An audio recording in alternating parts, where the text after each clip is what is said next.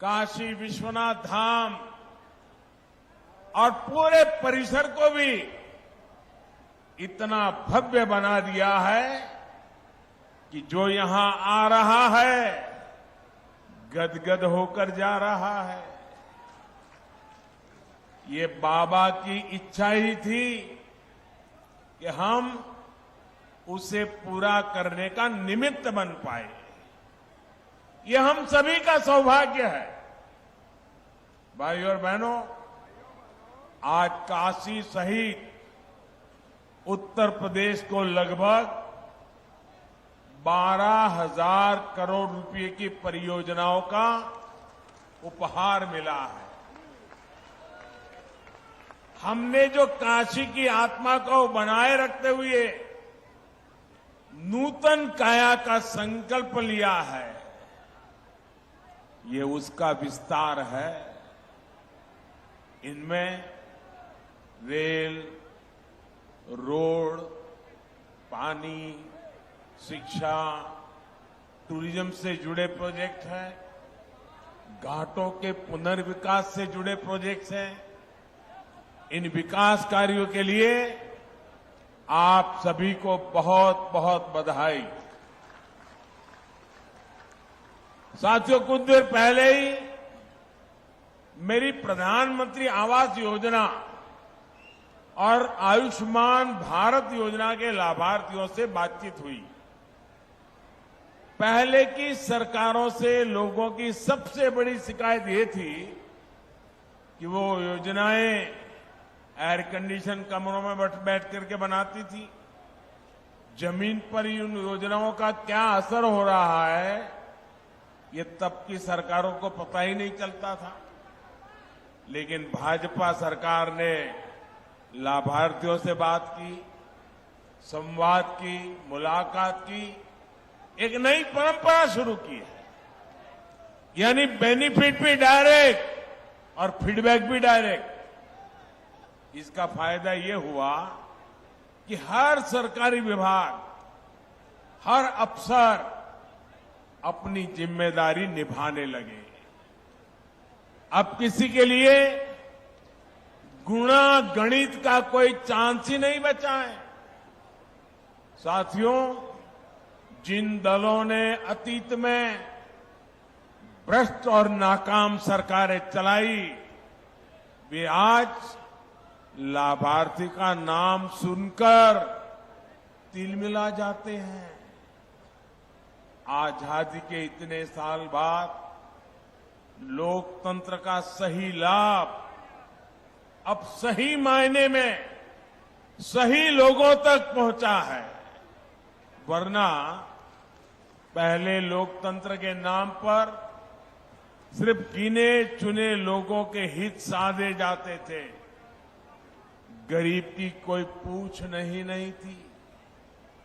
भाजपा सरकार में लाभार्थी वर्ग आज सच्चे सामाजिक न्याय और सच्चे सेक्युलरिज्म का उदाहरण बन गया है। हम पूरी ताकत लगा रहे हैं कि हर योजना के आखिरी लाभार्थी को खोजकर उस तक पहुंचकर उसे योजना का लाभ पहुंचाएं। जानते हैं इसका सबसे बड़ा लाभ क्या हो रहा है? भाई, जब सरकार खुद ही पहुंच रही है तो क्या हो रहा है? कमीशन लेने वालों की दुकान बंद, दलाली खाने वालों की दुकान बंद, घोटाले करने वालों की दुकान बंद। यानी ना कोई भेदभाव और ना ही कोई भ्रष्टाचार। साथियों, बीते 9 वर्षों में हमने सिर्फ एक परिवार और एक पीढ़ी के लिए सिर्फ योजनाएं नहीं बनाई हैं, बल्कि आने वाली पीढ़ियों का भविष्य भी सुधर जाए, इसको ध्यान में रख करके काम किया है। अब जैसे गरीबों के घर की योजना है, अभी तक देश में 4 करोड़ से अधिक परिवारों को पीएम आवास योजना के पक्के घर मिल चुके हैं। आज भी यहां यूपी के 4.5 लाख गरीब परिवारों को पक्के घर सुपुर्द किए गए हैं। सावन के महीने में महादेव की ये कितनी बड़ी कृपा हुई है। साथियों, जिन गरीबों को ये घर मिले हैं, उनकी एक बहुत बड़ी चिंता खत्म हो जाती है। सुरक्षा की भावना उनके भीतर आ जाती है। जिन्हें ये घर मिलता है, उनमें एक नया स्वाभिमान जगता है, नई ऊर्जा आती है। जब ऐसे घर में कोई बच्चा पलता है, बढ़ता है, तो उसकी आकांक्षाएं भी अलग होती है। और आपको एक बात मैं बार बार याद दिलाता हूं, पीएम आवास योजना के ये ज्यादातर घर महिलाओं के नाम पर मिल रहे हैं। आज इन घरों की कीमत कई लाख रुपए हो गई है। करोड़ों बहनें तो ऐसी हैं जिनके नाम पर पहली बार कोई प्रॉपर्टी रजिस्टर हुई है। इससे गरीब परिवारों की बहनों को जो आर्थिक सुरक्षा की गारंटी मिली है, ये वो ही जानती है। साथियों, आयुष्मान भारत योजना भी सिर्फ 5 लाख रुपए के मुफ्त इलाज तक सीमित नहीं है। इसका प्रभाव कई पीढ़ियों तक पड़ रहता है। जब गरीब परिवार में कोई गंभीर रूप से बीमार पड़ता है, तो किसी की पढ़ाई छूट जाती है, किसी को छोटी उम्र में काम करने के लिए जाना पड़ता है, पत्नी को भी रोजी रोटी के लिए निकलना पड़ता है। एक गंभीर बीमारी आई कि कई साल तक मां बाप, बच्चे बड़े हो जाएं लेकिन शादी नहीं कर पाते हैं, क्योंकि आर्थिक स्थिति बीमारी में खस्ता हाल हो जाती है।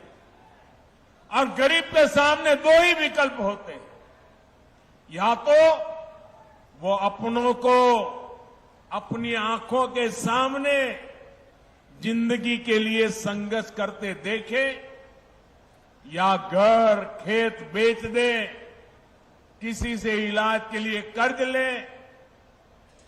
जब प्रॉपर्टी बिकती है, कर्ज का बोझ बढ़ता है, तो आने वाली कई पीढ़ियां प्रभावित हो जाती है। आयुष्मान भारत योजना आज गरीब को इसी संकट से बचा रही है। इसलिए मैं मिशन मोड पर लाभार्थियों तक आयुष्मान कार्ड पहुंचाने के लिए इतना अधिक प्रयास कर रहा हूं। आज भी यहां से 1,60,00,000 लाभार्थियों को आयुष्मान भारत का कार्ड बंटना शुरू हुआ है। भाइयों और बहनों, देश के संसाधनों पर वंचितों का, गरीबों का सबसे बड़ा हक होता है। पहले बैंक तक पहुंच भी सिर्फ अमीर लोगों की होती थी। गरीबों के लिए तो ये माना जाता था कि पैसा ही नहीं है तो बैंक खाते का क्या करेंगे। कुछ लोग सोचते थे कि गारंटी देने के लिए कोई नहीं है तो बैंक लोन कैसे मिल पाएगा। बीते 9 वर्षों में इस सोच को भी भाजपा सरकार ने बदल दिया। हमने बैंकों के दरवाजे सबके लिए खोल दिए। हमने करीब करीब 50 करोड़ जनधन बैंक खाते खोले। मुद्रा योजना के तहत 50,000 से लेकर 10 लाख रुपए तक के ऋण बिना गारंटी दिए। यहां यूपी में भी करोड़ों लाभार्थियों ने मुद्रा योजना का लाभ उठाकर अपना काम शुरू किया। इसमें सबसे अधिक लाभ गरीब, दलित, पिछड़े, आदिवासी, अल्पसंख्यक परिवारों से जुड़े साथियों और महिला उद्यमियों को हुआ। यही तो सामाजिक न्याय है जिसकी गारंटी भाजपा सरकार दे रही है। साथियों, हमारे रेहड़ी, ठेले, पटरी, फुटपाथ पर छोटा मोटा व्यवसाय करने वाले साथी भी अधिकतर वंचित समाज से ही आते हैं। लेकिन पहले की सरकारों ने इन साथियों को भी सिवाय अपमान और प्रताड़ना के कुछ नहीं दिया। रेहड़ी, ठेले, पटरी, फुटपाथ पर दुकान चलाने वालों को दुत्कार देता है, गाली देकर चला जाता है। लेकिन गरीब मां का बेटा मोदी इनका ये अपमान बर्दाश्त नहीं कर सकता। इसलिए मैंने रेहड़ी, ठेले, पटरी, फुटपाथ पर दुकान करने वाले के लिए पीएम स्वनिधि योजना बनाई है। हमने पीएम स्वनिधि योजना के तहत इनको भी सम्मान दिया है और बैंकों को इन्हें मदद देने को कहा है।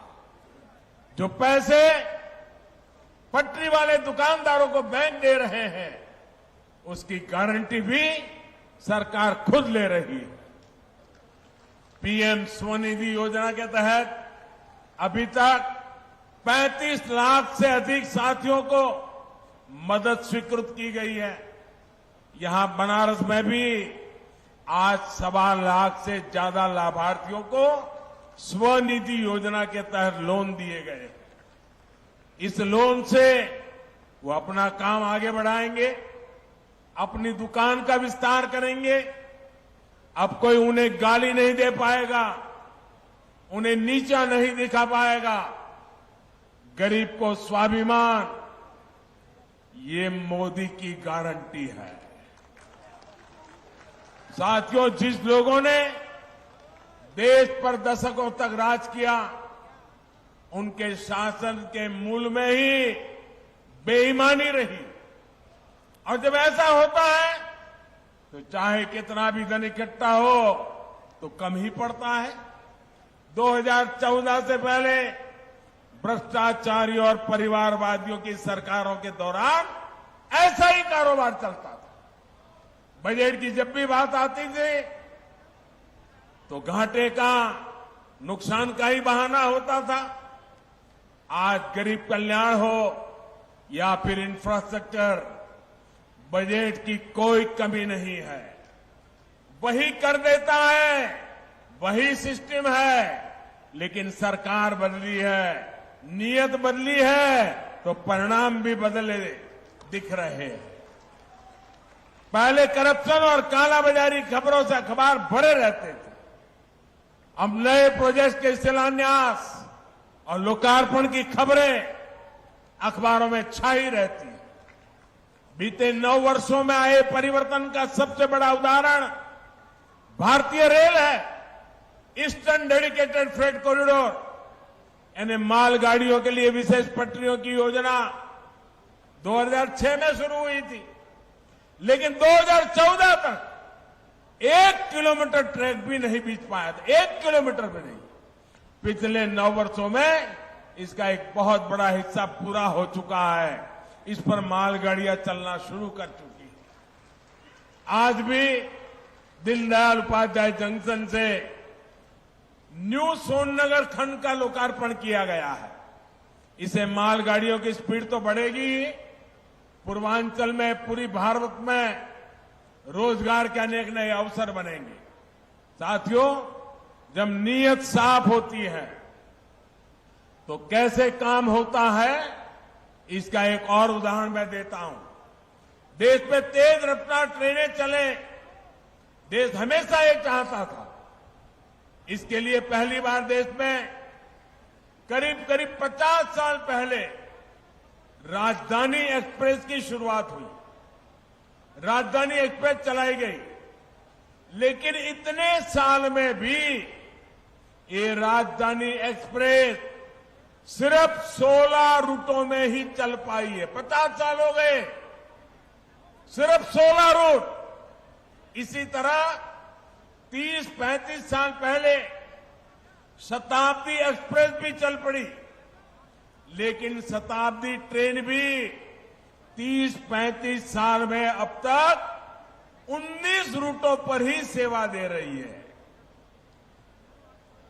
इन ट्रेनों से अलग एक वंदे भारत एक्सप्रेस है, और बनारस के पास तो देश की पहली वंदे भारत का खिताब है।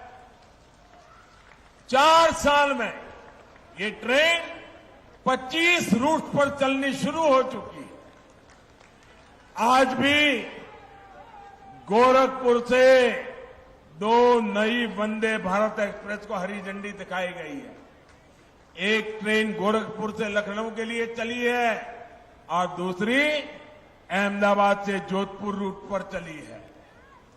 देश के मध्यम वर्ग में ये वंदे भारत इतनी सुपरहिट हो गई है कि कोने कोने से इसके लिए डिमांड आ रही है।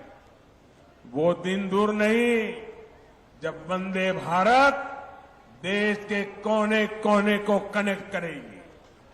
भाइयों और बहनों, बीते 9 वर्षों में काशी की कनेक्टिविटी को भी बेहतर करने के लिए अभूतपूर्व काम हुआ है।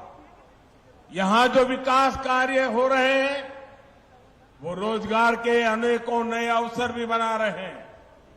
अब जैसे पिछले वर्ष काशी में 7 करोड़ से ज्यादा पर्यटक और श्रद्धालु आए थे।